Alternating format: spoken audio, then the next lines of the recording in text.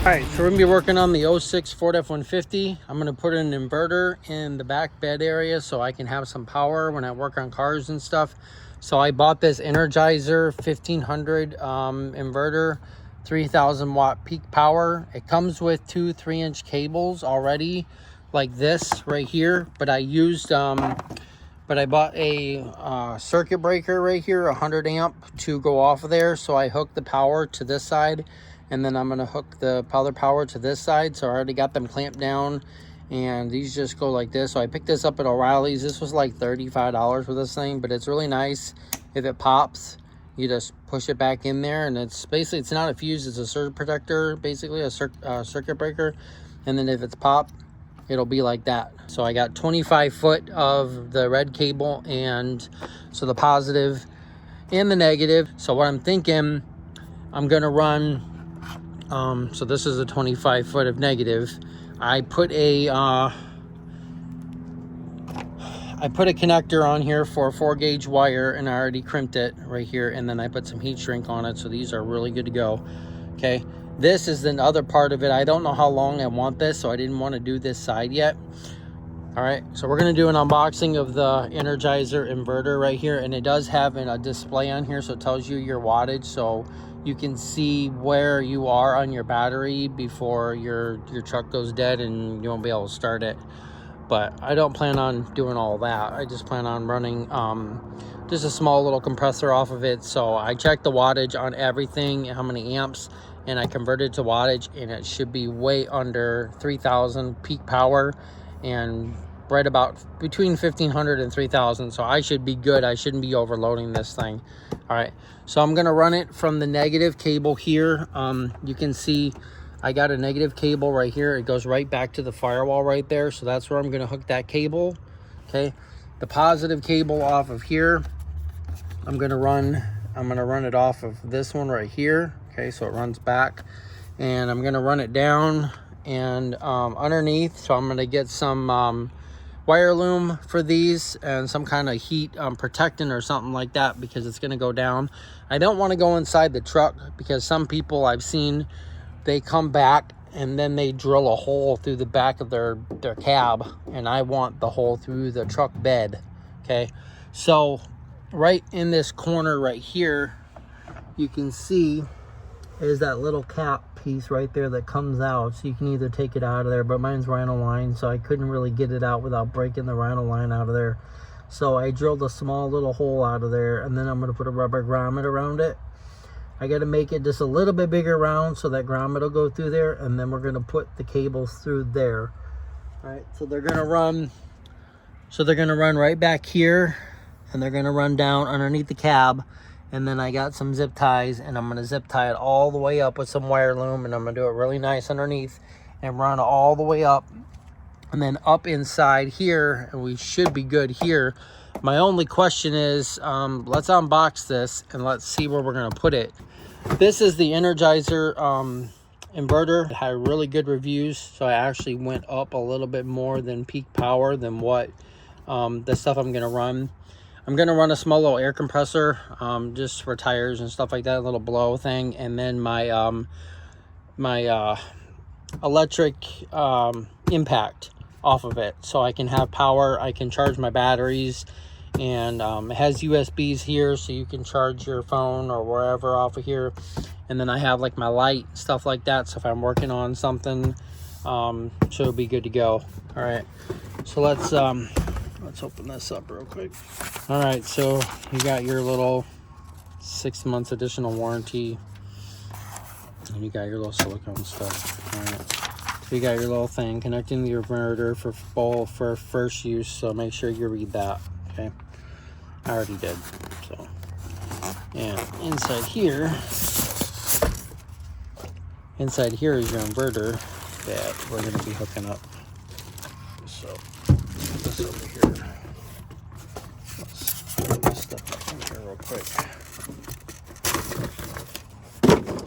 All right, so this is the power inverter that I bought right here. It's an Energizer. It has two little caps right here, so if you take these caps off right here, you'll be able to take these off like this, and you can access the battery terminal right here. So it goes on there, and this just makes it weatherproof, so waterproof or whatever, so it doesn't get all wet and the cables don't get all messed up. Okay, so the power in your negative is the same way. And then you got an external ground right here, so I'm gonna have to run an external ground from here to ground this part, because this is actually connected to the metal here, so this isn't a separate ground, but it does have a fan right here. All right, so that's what it looks like. So on the side you do have like I said, you do have your little LCD screen, and then you have power here and power here, and then you have 2 USBs here, and you can turn it on. You can turn it on right here, on and off. So that's a nice feature about it, turn it on and off.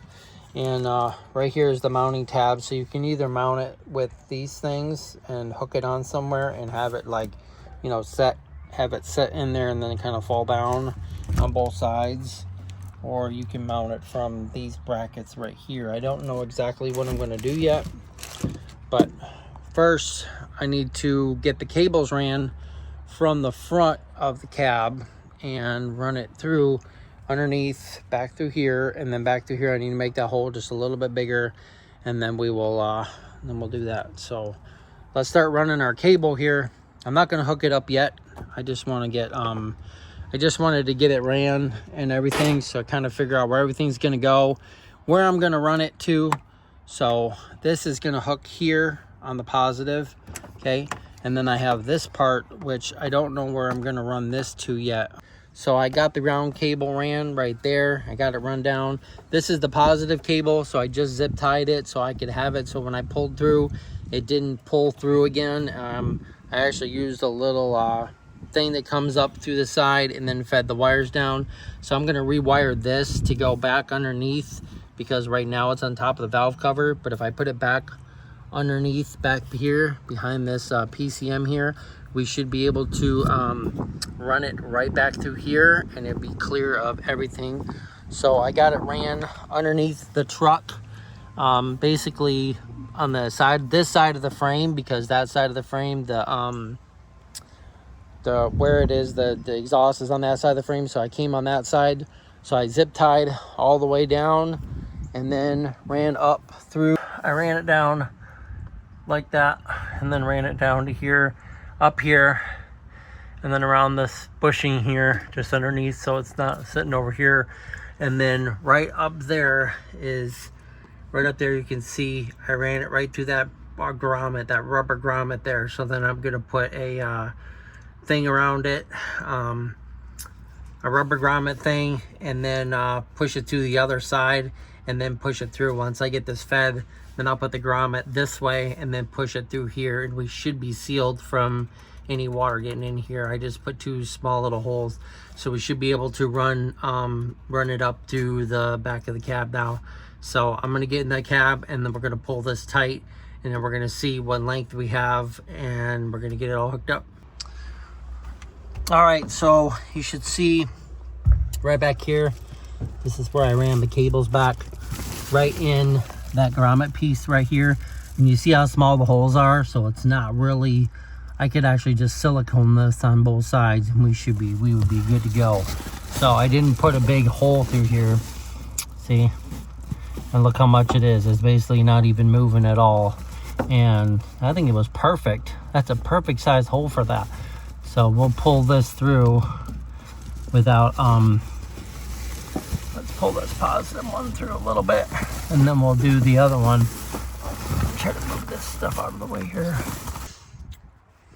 All right, so I ran the cables back to there, and I mounted it right here to the side, so you can see I used like a self-tapper on the side, and they're just real small ones. They're kind of like for a license plate, but they're a little bit thicker. And I used those and just drilled some self-tapping screws and screwed it in there. And then I got the bottom there and there. So it is stuck there. It's not going nowhere. So it is perfect. So when I work on cars and stuff like that, I can just plug in right here, click it on, and I got my power. Okay. So what we're going to do next is I'm going to cut the positive and the negative cable here. I have some 4-gauge battery cable ties, low hair lugs, or whatever you want to call them. So these are going to go on the back side there, and then I got to get a ground that'll ground that to the truck somewhere. I put the little ends on them and I smashed them with the thing and heat shrinked them, so they should be good to go. They're not coming out of there. So I got the positive, got the negative, all ready to go. So I'm just going to hook these up to the battery inverter. You got your negative terminal, and then this is your extra ground. So I'm going to run a wire from here somewhere somewhere around here. I don't know where yet. I might just run it from here and then run it to this bolt right here, because it does go into here. I'm not sure where I should run this ground from, but for right now I'm just going to hook this up. So you can just pull these off like this, okay, and these should be good to go. That's 13 millimeter. Yeah, we'll just put this in here and we'll loosen these up.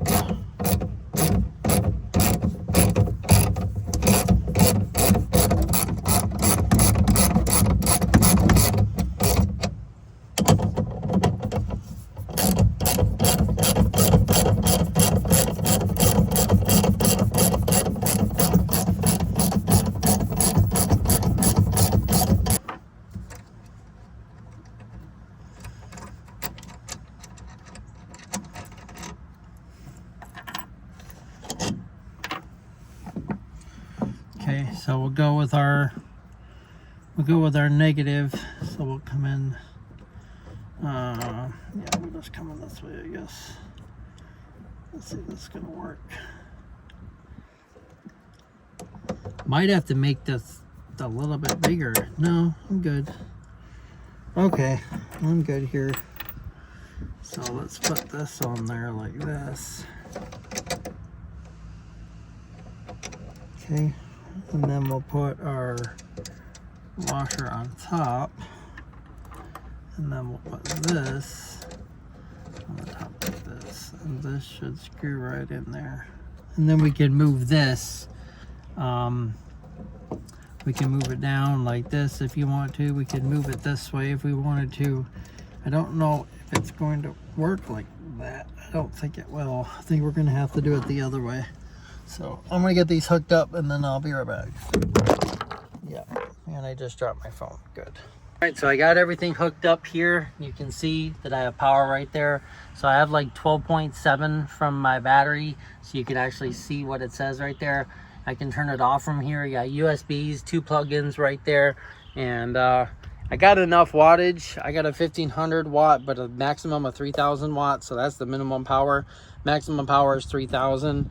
So we're gonna see if this powers my little, just my little compressor here. And I'm gonna see if my my electric cobalt impact gun works. So.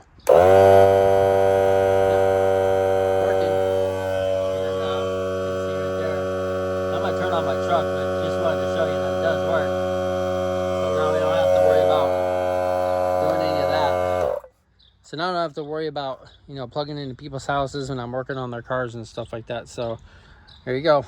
And it works. Thumbs up.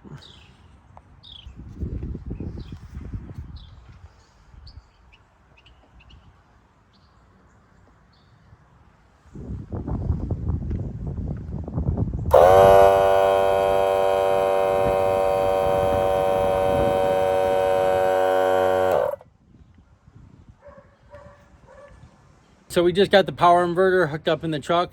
It works good. So that's how you hook an inverter in a truck. You can run it from the battery, run the circuit breaker, 100 amp circuit breaker off of the battery, and then I ran it back with the ground and everything. I gotta run an external ground, but I don't know where I'm gonna run that yet. But it does work, so that'd be good for my videos and working on vehicles at people's houses and stuff like that. So if you like this video, please give us a big thumbs up, hit that subscribe button, follow us on Facebook and Instagram at JCMOBILEGARAGE. Thanks for watching, and we'll see you next time on JCMOBILEGARAGE.